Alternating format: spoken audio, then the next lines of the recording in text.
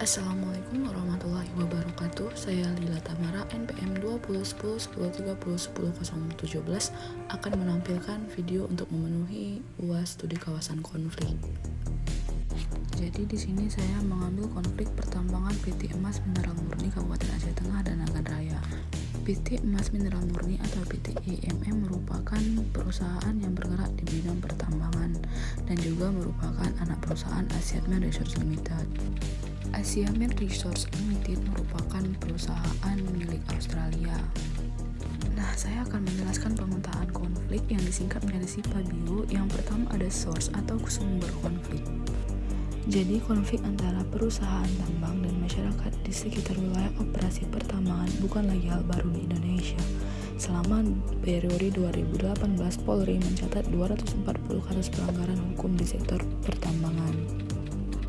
Adapun sumber konflik berasal dari perbedaan persepsi kewenangan pemberian izin usaha pertambangan atau IUP antara pemerintah Aceh dan pemerintah pusat melalui BKPM RI. Kemudian masyarakat Aceh menilai pemberian IUP oleh BKPM melanggar berbagai keistimewaan pemerintah Aceh, apalagi PT IMM diduga tidak memiliki izin pinjam pakai kawasan hutan atau IPPKH dari Kementerian Lingkungan Hidup dan Kehutanan.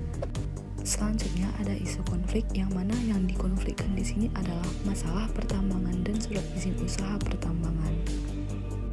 Kemudian ada beberapa isu utama yang menjadi fokus konflik antara PT Emas Mineral Murni dengan masyarakat dan pemerintah setempat lainnya.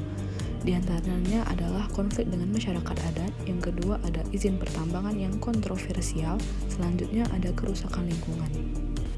Yang ketiga ada parties atau pihak yang terlibat. Yang pertama ada PT Emas Mineral Murni atau PT EMM. Di sini memperoleh izin usaha pertambangan dari pemerintah pusat melalui BKPM RI untuk mengelola operasi produksi pertambangan wilayah konsesi di Kabupaten Nagan Raya dan Kabupaten Aceh Tengah. Selanjutnya masyarakat yang terdiri dari masyarakat yang tinggal di sekitar areal konsesi PT EMM. Beberapa dari mereka kemudian membentuk wadah perjuangan yang diberi nama Kombatan, yaitu Koalisi Masyarakat Bersatu Tolak Tambang. Selanjutnya mahasiswa yang merupakan koalisi beberapa organisasi kemahasiswaan dari berbagai perguruan tinggi di Aceh. Kemudian ada pemerintah Aceh, dalam konteks ini dapat memberikan izin kepada perusahaan pertambangan dengan skema PMDN. Selanjutnya ada pemerintah pusat melalui BKPM, dalam konteks ini berwenang memberikan izin usaha pertambangan operasi produksi kepada perusahaan pertambangan dengan skema PMA. Selanjutnya ada Walhi Aceh, merupakan lembaga swadaya masyarakat yang fokus pada isu kelestarian lingkungan termasuk pendampingan dan advokasi bagi masyarakat sekitar. Pemetaan yang keempat yaitu attitude atau sikap. Sejak awal, aktivitas yang dilakukan PT IMM sudah mengalami penolakan dari masyarakat. Bahkan sejak pembukaan tambang masih menjadi wacana pada tahun 2006. Masyarakat memahami bahwa pembukaan areal tambang akan berpengaruh kehidupan dan mata pencaharian mereka. Selanjutnya mereka mengajukan gugatan kepada BKPM RI atas pemberian izin usaha pertambang atau IUP operasi produksi kepada PT EMM. Pemberian izin ini memiliki beberapa kejanggalan, antara lain peralihan kepemilikan saham PT EMM, peralihan skema dari PMDN menjadi PMA, dan peralihan kewenangan dari pemerintah daerah ke pemerintah pusat. Yang kelima ada behavior atau perilaku dan tindakan. Nah, dalam konflik ini, publik dan mahasiswa juga menyatakan tindakan penolakannya melalui aksi damai dan demonstrasi.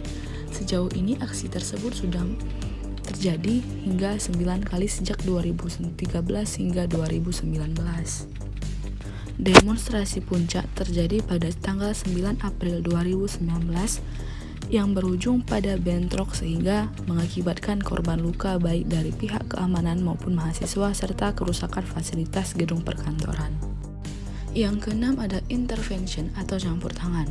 Nah, dalam konflik ini ada campur tangan dari pemerintah pusat yang memberikan langsung izin usaha pertambangan atau IUP secara sepihak dikarenakan pihak PT IMM langsung mengambil izin dari pemerintah pusat tidak melalui pemerintah Aceh terlebih dahulu.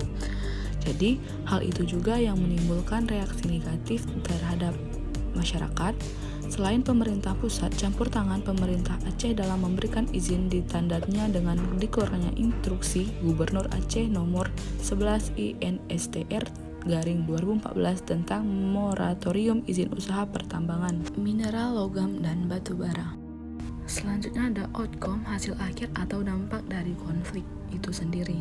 Terkait hasil akhir dari konflik ini, pihak pemerintah Aceh sendiri telah membuat tim percepatan penyelesaian sengketa pemberian izin usaha pertambangan untuk PT Emas Mineral Murni. Selanjutnya, Mahkamah Agung Republik Indonesia dalam keputusannya mengabulkan gugatan warga Aceh Tengah bersama Walhi terkait izin pertambangan PT EMM. Terkait pernyataan tersebut, yaitu menyatakan batal keputusan Kepala BKPM tentang persetujuan penyesuaian dan peningkatan tahap izin usaha pertambangan eksplorasi menjadi izin usaha pertambangan operasi produksi mineral logam dalam rangka penanaman modal asing untuk komoditas emas kepada PT EMM tertanggal 19 Desember 2017. Kemudian, adapun pertimbangan majelis hakim adalah areal izin usaha pertambangan PT EMM masuk kawasan ekosistem Loser, yang dimana hal ini menjadi situs warisan dunia yang ditetapkan oleh Komite Warisan Dunia UNESCO pada 2004. Terkait PT EMM telah menghentikan semua kegiatan di era tambang. Jadi mereka membongkar camp dan mengevakuasi seluruh pekerja sesuai dengan surat pernyataan yang ditandatangani oleh Humas PT EMM pada tanggal 11 April 2019.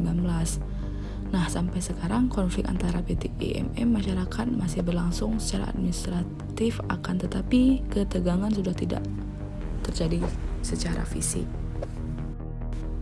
Terkait penyelesaian konflik ini bisa dikatakan melibatkan pihak ketiga, yaitu melalui pengadilan, yang dimana pada sidang juga telah diajukan petisi-petisi yang ditandatangani oleh berbagai lintas elemen sipil di Provinsi Aceh, baik mahasiswa, organisasi, masyarakat sipil, dan pihak-pihak lainnya juga disampaikan sebagai bukti tambahan terakhir untuk kasus PT EMM oleh penggugat. Begitu pula halnya dengan DPRA juga telah memberikan keputusan politik atas perjuangan rakyat, di mana DPRA pada tanggal 6 November 2018 memutuskan menolak izin PT EMM melalui keputusan DPRA nomor 29 garing DPRA garing 2018.